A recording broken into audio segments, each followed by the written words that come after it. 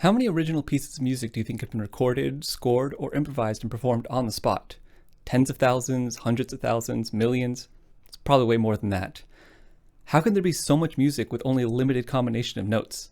Also keep in mind that not every combination of notes is even musical, and that music requires some structure to make it engaging. Without structure, the notes you put together can sound as disjointed as a cat's performance as it walks across the piano. There are many aspects that create structure for music.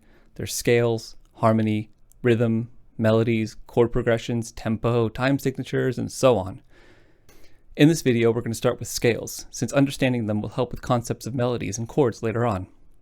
There are 12 notes from one note until the next note of the same name.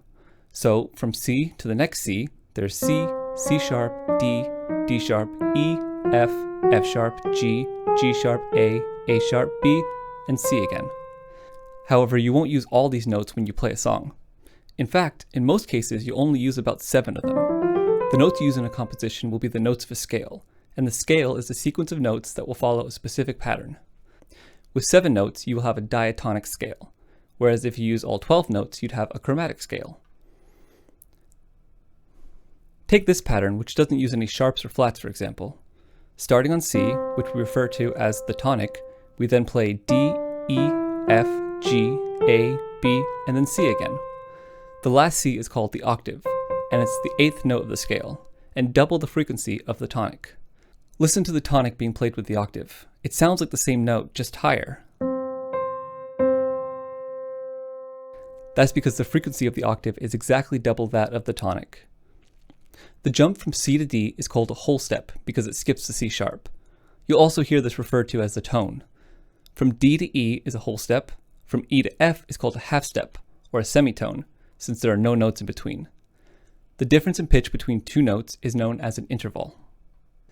If you continue looking through the rest of the notes and measure the intervals, you'll find the full pattern starting from C is whole step, half step, whole step, whole step, whole step, and half step. This pattern we just identified is called the major scale, and starting on C, as we just did, makes the C major scale. You can also say a song written in the C major scale is written in the key of C major. We can repeat this pattern starting on any note to play more major scales. Let's start on A. A whole step from A is B, a whole step from B is C sharp, a half step from C sharp would then be D, then E, then F sharp, G sharp, and finally A again. Let's write the notes of A major on the staff like we did with C major. Here we have A, B, C sharp, D, E, F sharp, G sharp, and A. One thing you should do if you know what key your song is in is write all the accidentals at the beginning instead of writing them next to every note that is sharp or flat. This is called a key signature, and it allows the musician to immediately identify the key of the song. Here we can see 3 sharps on the C, F, and G, so we know the piece is in A major. The major scale is extremely popular, and is generally happy sounding. Another popular scale is the minor scale, which can sound dark or sad. It follows the pattern whole step, half step, whole, half, whole. If we wanted to find the C minor scale, specifically the natural minor, we start on the tonic C, make a whole step to D, half step to E flat, not D sharp because we already have a D in the scale, then F, G, A flat, B flat, and the octave C. You can derive the minor scale by counting the steps like this, or by flattening the 3rd, 6th, and 7th notes of the major scale. Knowing the relation between different scales is a much more practical way to look at them, because it'll allow you to write more advanced chord progressions in the future. To get the A minor scale, you play A, B, C, D, E, F, G, and A again. Do you see something interesting there? It's all natural notes, no sharps or flats, just like with the C major scale. The A minor scale and the C major scale are the exact same notes, just played at different starting points. For this reason, A minor is known as the relative minor of C major, and C major is the relative major of A minor. This doesn't mean that they're the same thing though. The way you identify the key depends on what your ears process as being the tonic. So if a song is in A minor, it may start on A to give your ears a reference to base everything that comes afterwards. You'll often hear people refer to the tonic as home, as it's where your melody wants to return. Ideally, you'll memorize all the scales one day instead of trying to calculate what notes belong to what scale. It should come as naturally as forming a sentence when talking, but this takes time and practice. Finally, I want to show you a neat little tool for finding out what notes make up a scale. It's called the circle of fifths and looks like this. Some people look at this and find it very intimidating, and if I'm being honest, it can be a bit tricky to use for some advanced topics. But starting out, all you need to know are the basics. You'll notice there are notes all around the circle, bigger font on the outer ring, smaller font on the inner ring.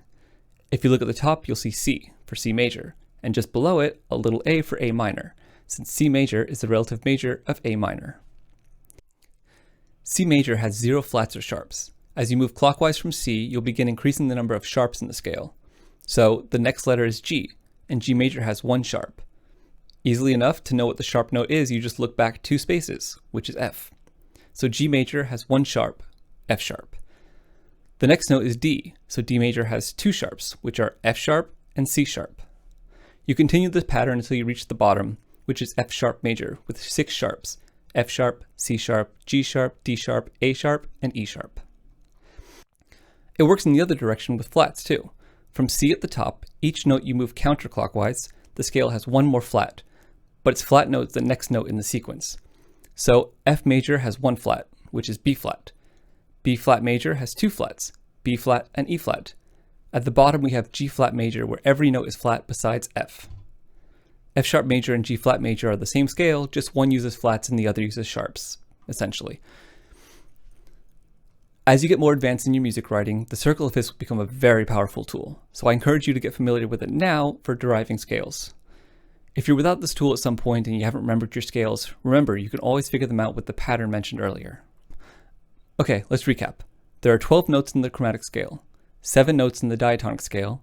You have a major scale pattern, you have the minor scale pattern, relative major and minors share the same notes, and the circle of fifths is a great tool for learning scales, although we'll use it for much cooler things later. There are more scales to learn about, such as the melodic minor, harmonic minor, pentatonic scale, blues scale, and what are known as modes. These will be covered in a later video after we've gotten a better understanding of the introductory level aspects of harmony, chords, melody, and rhythm. If you like this lesson, be sure to like the video and ask any questions you might have in the comment section below. In the next lesson, I'll teach you about harmony, what it is, and how to use it to elicit different emotions in music.